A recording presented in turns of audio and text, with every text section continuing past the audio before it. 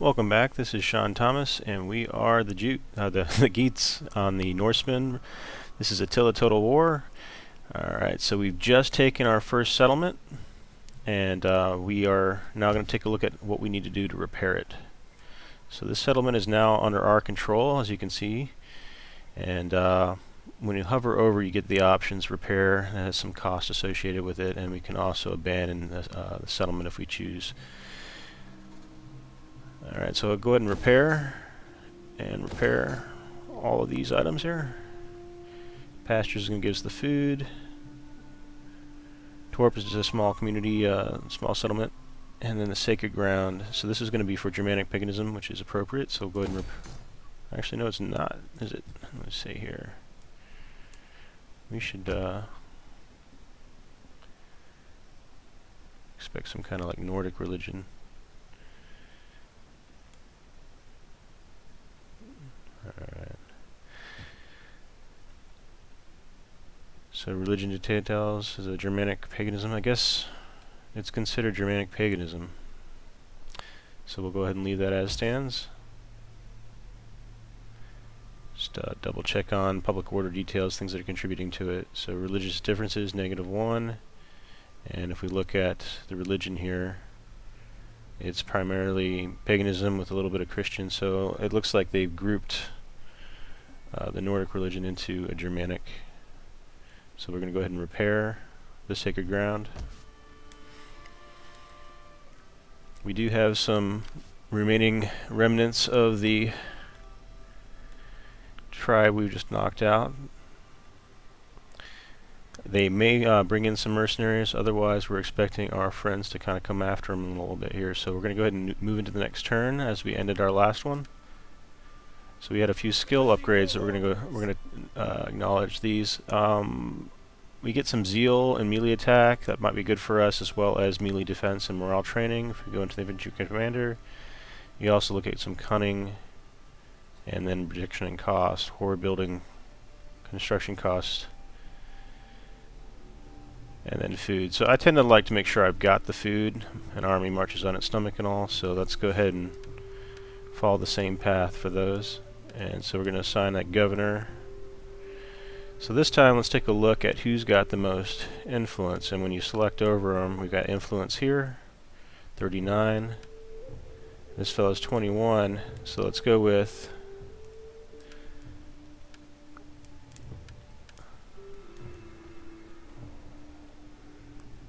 Alright, so we've now got Frizza as our new governor. And accept. We can still put an edict in this area, so we're going to go ahead and go with growth and construction. Actually, I take that back. Because we are in the negative as far as our happiness, it's currently yellow at 0, and we're looking at a -21 next turn. We're going to want to improve on our public order, so we can get a bonus of 4 if we go into Judgment of Odin. So let's go ahead and do that. And once that takes effect, we should see a reduction in our hit against the happiness level. Alright, with that we should be ready to now move into that next round we were talking about. Alright, so we may see some repercussions from those troops here. The Franks we've got a trade agreement with, but they're not too crazy about us. They're slightly improving on the relationship. The Saxons,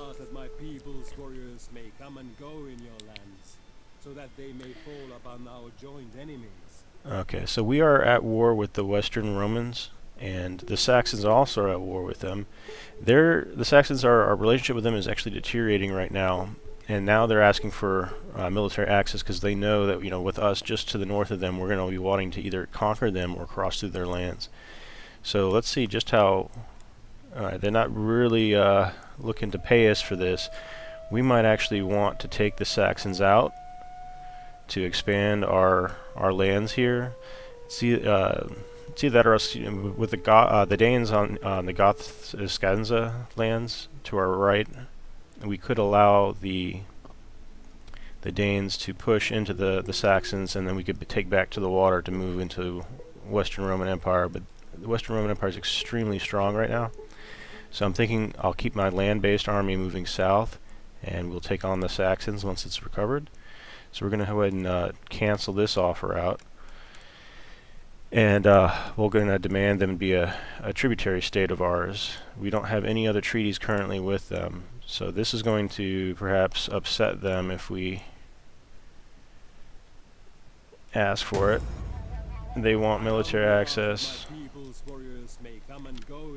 We'll counter offer with make a tributary state, and there's nothing else we can really do here except for offer them payments, and we're low on cash. So they want a non-aggression pact, so we're going to go and cancel. We reject out. So eventually they're going to get to a point where they are turning against us, or we're turning against them, so we probably want to go after them first. And if we conquer them, we can make them a tributary state. Alright, so the Western Roman Empire is starting to attack some of these ships over here.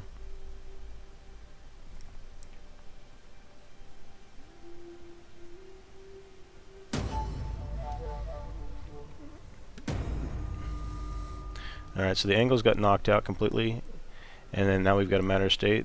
This very night there will be quarreling in the Great Hall as our nobles compete in the fighting. Do you wish to participate? If not, one of the generals has offered to represent you.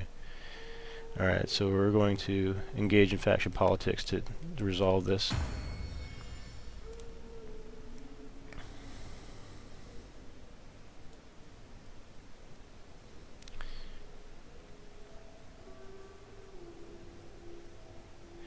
Alright, so we've got options to ignore the issue.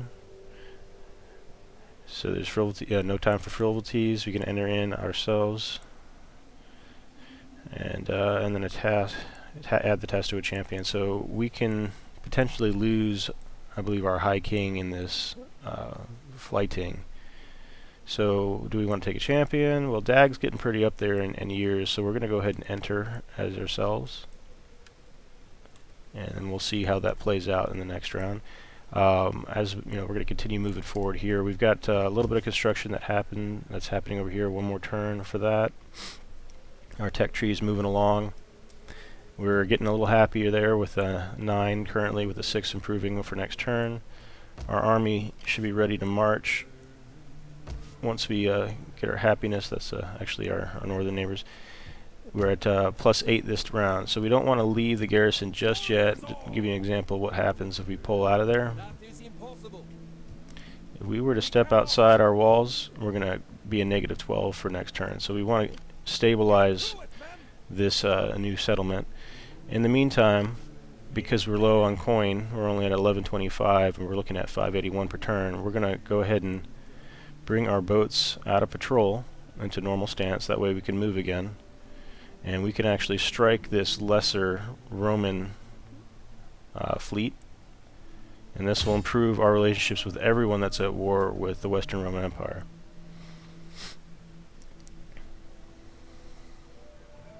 So we've got 4 artillery crews, and they were scared away by that. Okay, that works out for us. I'm going to pull back a little bit. Now this next turn we might get attacked with a combined force of the Western Roman Navy, so that might be a challenge for us. But there is an army that's about to land, it looks like, on Western Roman territory from the French, or the Flemings. Alright. I think at this point there's not much more we can do. That's 2 turns we've covered in this episode. So at this point, I'm just going to remind you guys to smash that like button, subscribe, and I'll continue the episodes as we move forward on the Norse campaign. Thanks for watching, and I'll catch you in the next one.